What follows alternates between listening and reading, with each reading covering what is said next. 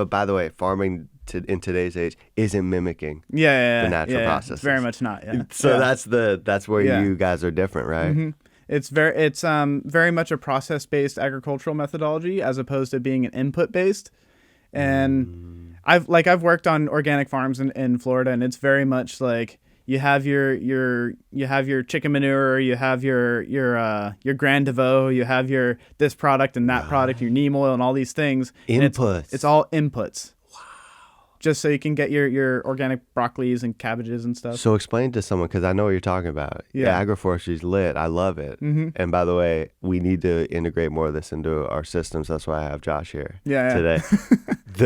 How do people do that? Because they're saying, oh, how do I not? I'm just used to going to Home Depot and get the fertilizer. How do people do that and not have inputs? Yeah, so there is kind of like a buy-in price, I would say, and there's your main, like, if I was going to call it an input, is knowledge and knowledge and experience.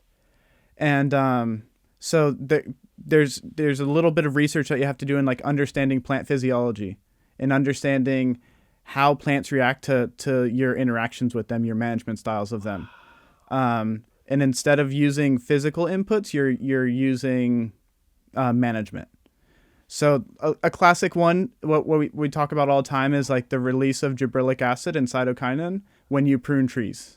Wow, the growth hormone. Yeah, the growth hormones. Amazing. So you're not only are you flooding that tree with a growth hormone, but you're flooding through the rhizosphere. You're flooding the plants around it with that growth hormone. Amazing. So let's stay on that real quick because that's a great point. I learned that with Tiago. Mm-hmm. Shout out Tiago. Yeah, shout out. He just hit me up. It's his birthday today, by the way. Oh, sick! Happy birthday! Yeah.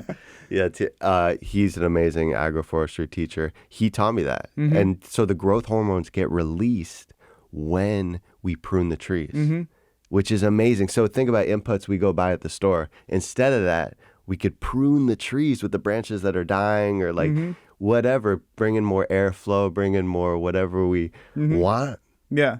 And prune the tree, and growth hormones get released to the trees around it, right? Yeah. Incredible. Yeah, and with that understanding, there's a kind of a misunderstanding around pruning in this country that like when you're maliciously pruning trees. And I've even heard people who are kind of in the agroforestry world, they're like, or who have watched me prune trees, they're like, oh, you're murdering that tree, you're cutting the head off. And like, I choose not to use that language. Like I'm lovingly managing these trees to maximize their photosynthetic potential.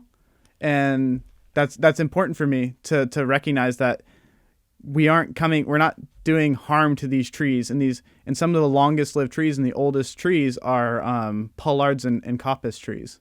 And these are trees that have a deep intrinsic tie to our management of them. We're in the garden.